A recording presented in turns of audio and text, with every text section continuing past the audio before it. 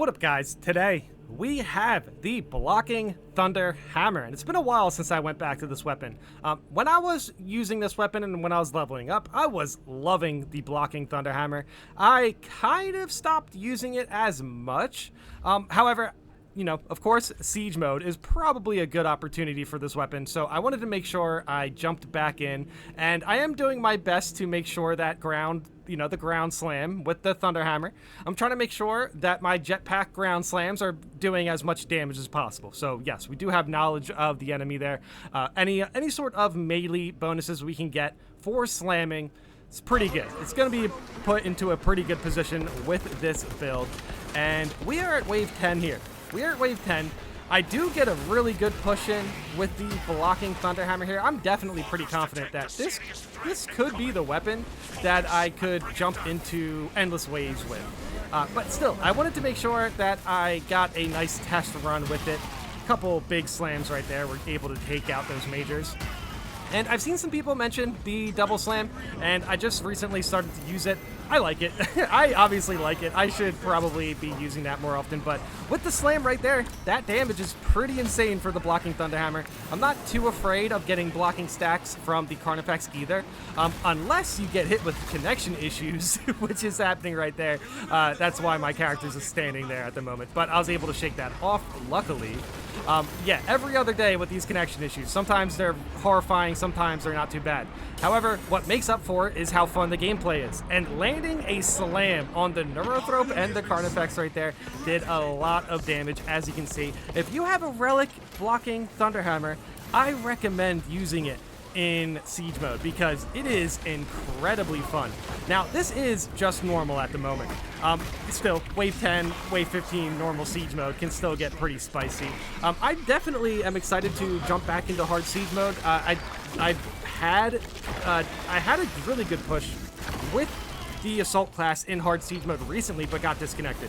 So until I stop seeing some of those ping situations happening, I think I'm just gonna let hard siege mode kind of just linger for a bit. But yeah, when connections are a little bit better, when maybe some people start to level up, I think hard siege mode is definitely going to be something I'm interested in running with the blocking Thunderhammer. I think the damage breakpoints with the slam is really, really good.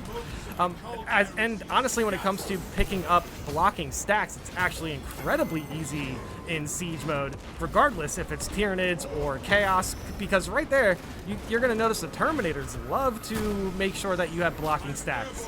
And with Tyranids, there's going to be more than enough opportunities for that. So basically, you just get more opportunities to get blocking stacks, which is kind of interesting. When it comes to Chaos and siege mode, yeah, the assault class is kind of in a rough spot for it, but I feel like if you have enough damage, hopefully it doesn't really become that big of an issue. But yes, if you're playing this class against Chaos, you want to make sure you stay safe. Play smart, I would say. As long as your damage is good against Chaos, you can definitely get some good slams in. But you still need to make sure that you protect yourself. So in moments that you don't have any sort of slamming potential, like right there, I was able to get my jetpack, and then I just directly went into the sorcerer's face, and we were able to take out the sorcerer. So that's good. Hopefully we were able to take out the sorcerer. But then a giant chaos spawned directly right next to me, and we're just gonna make sure that we can get some big slams here. I think that one I whiffed. I'm pretty sure I whiffed that one. The double slams here would have been pretty good, obviously, but you know, as long as you can still make sure that you slam with your hammer, the hammer is going to do the thing.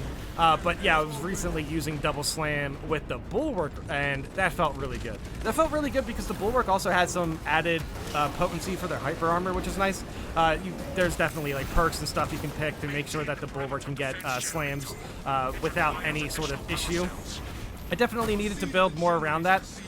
Here, for this assault class, I was more just focused on jetpack slamming. I was making sure that the ground slams are really good, and I wasn't really too worried about how I was actually going to use the Thunderhammer on my feet.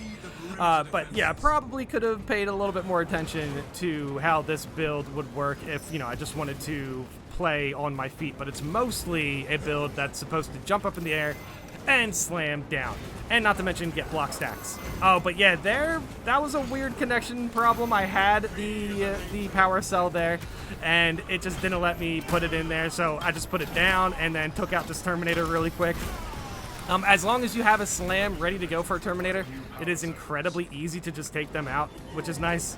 Wave 14, honestly, is where you start to notice that normal siege mode takes like a difficulty jump. I guess even waves 11 through 15 can be pretty difficult, but I was able to get some blocking stacks there, but unfortunately, it pretty much wore off because I got interrupted. But still, that running attack was still like more than enough damage for me to take out the Terminator. See, you got to keep in mind, a blocking Thunderhammer is probably hitting the hardest out of any melee weapon in the game. I'm pretty sure. I'm confident in saying that a blocking Thunderhammer should, if it doesn't, it should have the highest damage potency out of any other melee weapon, as far as just a single attack. But yeah, boom, that is a nice block.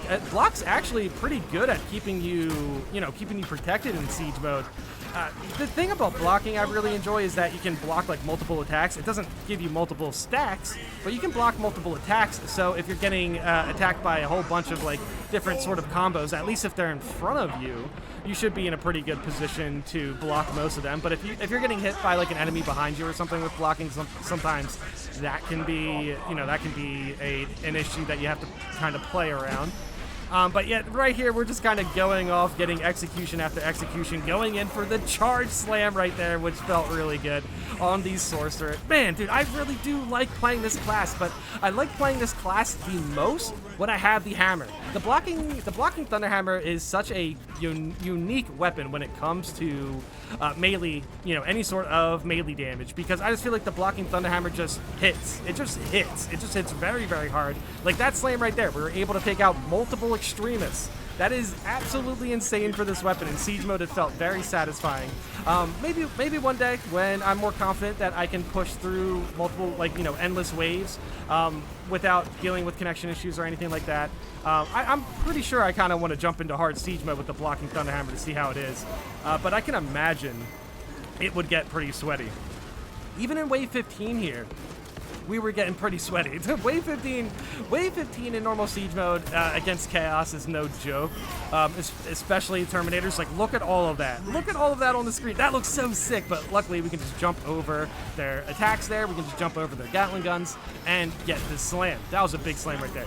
So, yeah, we're going for some blocking stacks right there, but, luckily I think the heavy bot took him out. Oh, we do have a heavy bot here for a teammate as well, which is unfortunate. So basically, this is just me and one player with a bot, and you definitely notice a difference between having 2 players and a bot and 3 players when it comes to wave 15 especially.